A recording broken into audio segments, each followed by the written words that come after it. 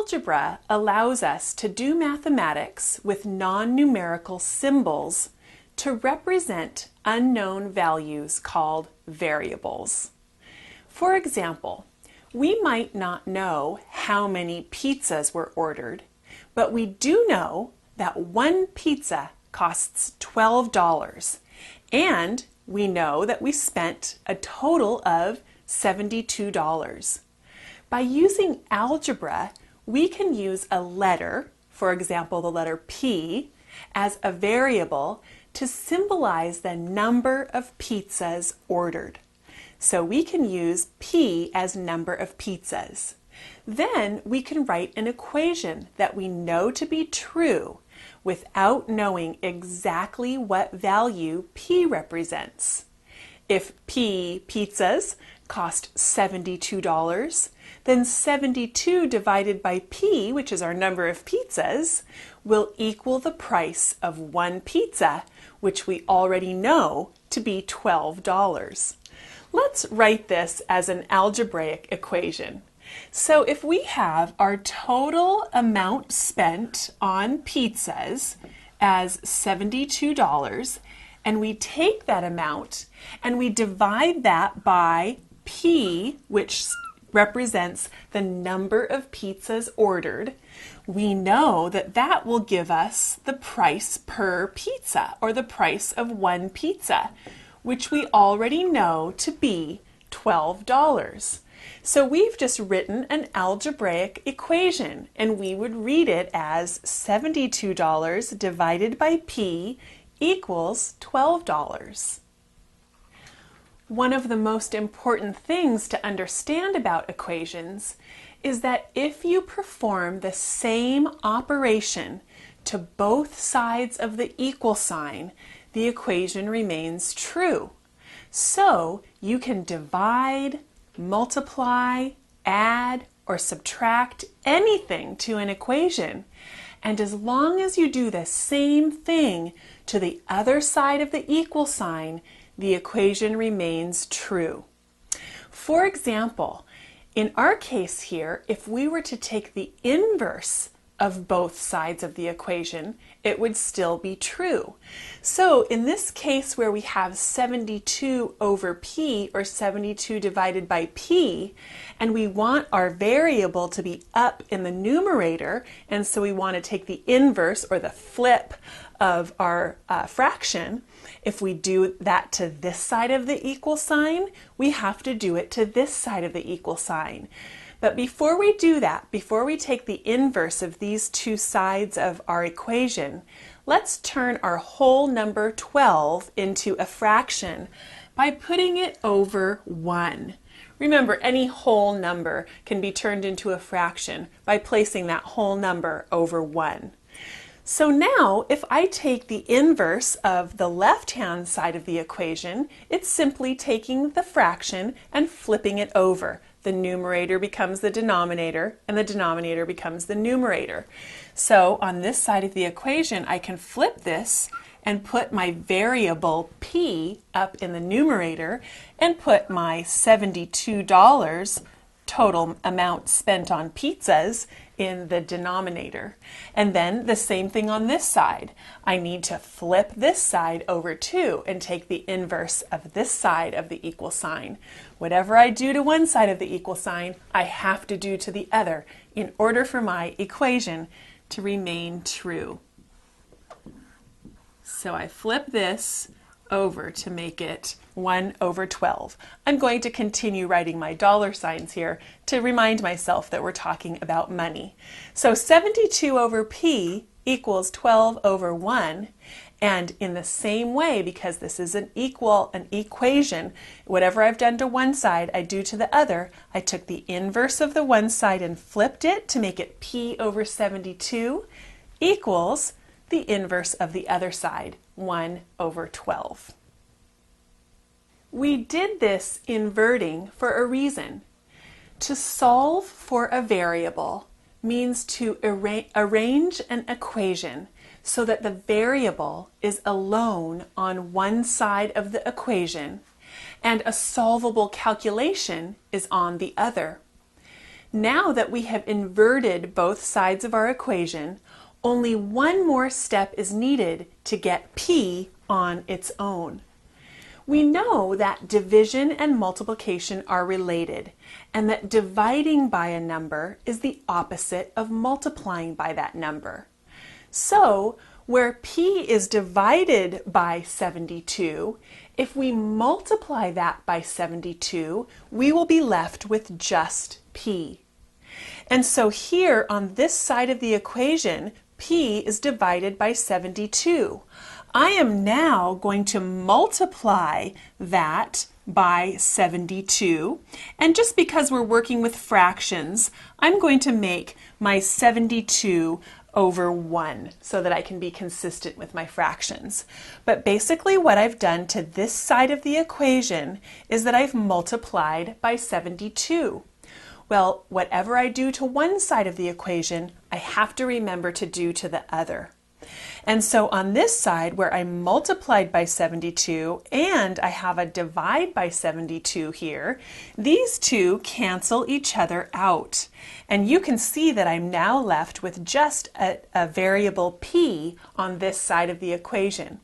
But like I said, whatever you do to one side of your equation, you have to do to the other. And so we need to multiply this side by 72 over 1 as well. So I'm going to take this same number here that I multiplied on this side of the equation, and I'm going to multiply it over here, 72 over 1 to this side of the equation. So now over here I'm left with p over 1. And like I said, these two 72s canceled each other out. 72 divided by 72 equals 1.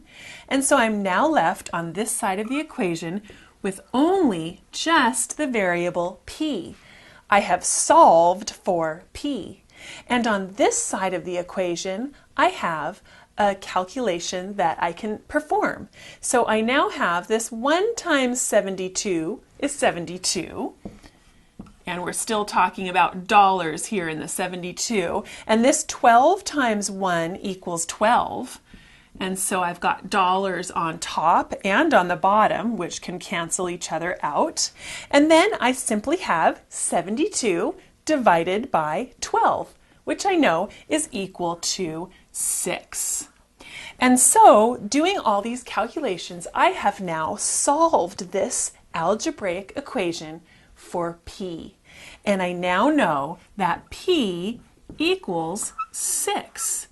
And if you remember from the beginning when we talked about this variable p, it represents the number of pizzas that we ordered, not the price of the pizzas or the price per pizza.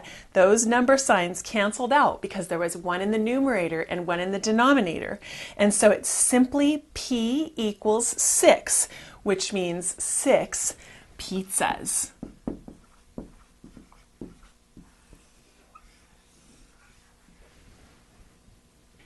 There is another way to solve such algebraic expressions. To solve such algebraic expressions, you want to bring the variable to one side of the equation alone and move the rest of the numbers to the other side. So in our case of 72 divided by p equals 12, we want to have p all alone on one side of the equal sign and all the rest of the numbers on the other side. So if we multiply both sides of our equation by p, the equation will remain true because we multiplied the same thing on both sides. So if I multiply this side of my equation by p, and I multiply this side of my equation by p, I still maintain the balance of my equation. I've done the same thing to one side of the equal sign as I have to the other. And so in this case, since I have a p up here in my numerator, and I could make it p over 1 if I wanted to look at it, since I'm working with fractions, might make it a little bit simpler for me. So I have a p here in my numerator and a p here in my denominator, and any number over itself equals 1. And so I can actually cancel these out because they are equal to 1. So I'm left now with $72 on this side of the equal sign. And over here on this side, I have $12 times p still. Now I am one step away from having my variable p all alone by itself on one side of the equal sign. And that step is that I still have a 12 times p here. So I'm going to do the opposite operation. This is times, multiplication. The opposite of multiply is to divide. So if I divide this side by $12, and whatever I do to one side of the equation, I have to do to the other. So I'm also going to come over here and put divide by 12. But if I divide this side of the equal sign, this side of the equation by 12, then I've got 12 in the numerator and 12 in the denominator. And any number over itself is equal to 1. So I can just cancel this out. It doesn't need to be here. It's just a 1. And I'm also going to cancel out these dollar signs here because I have 1 in the numerator and 1 in the denominator. So now I truly am left with the letter P all alone by itself on one side of the equal sign. And it's okay that it's over there on the right side. All my other numbers are over here on the left.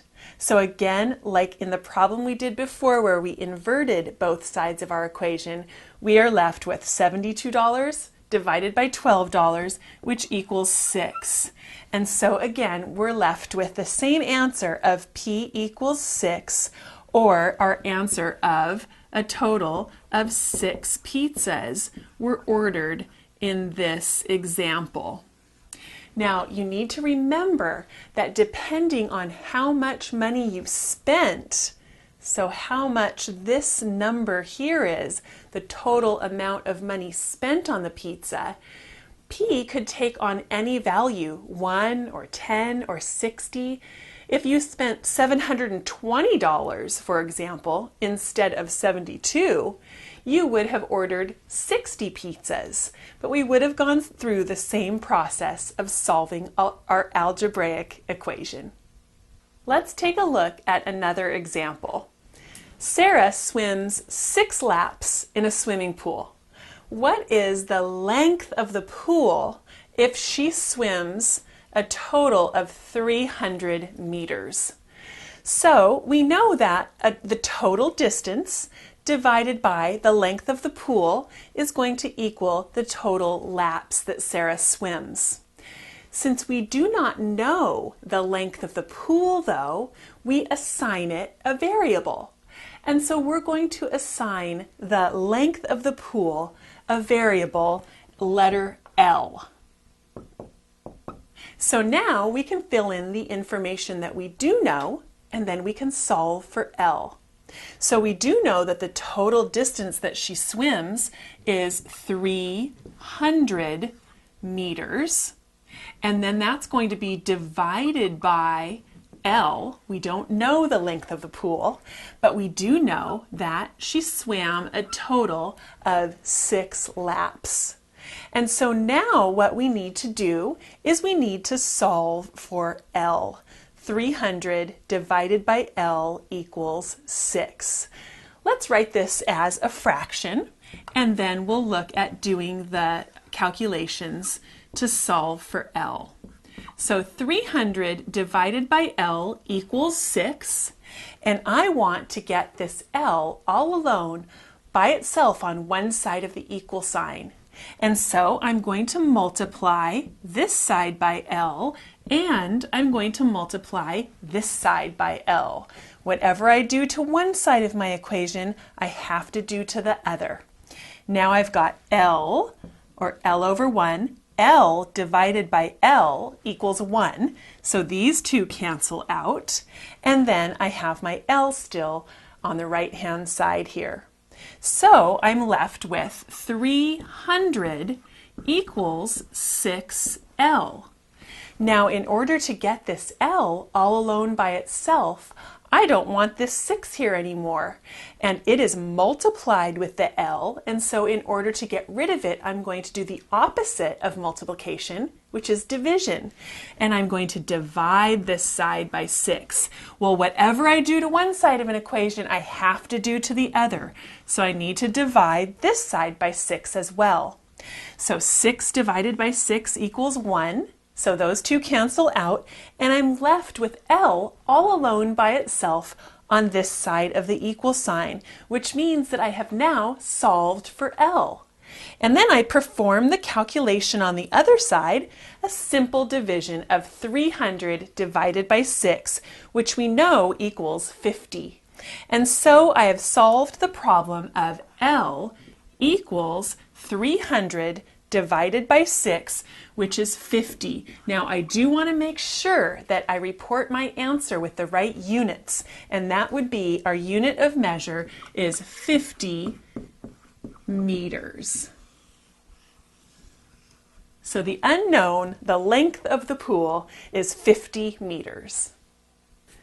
Keep in mind that when you are working with these algebraic expressions, a variable can represent anything. A variable can represent the length of a house you're trying to find, the cost of a phone, or the temperature of water.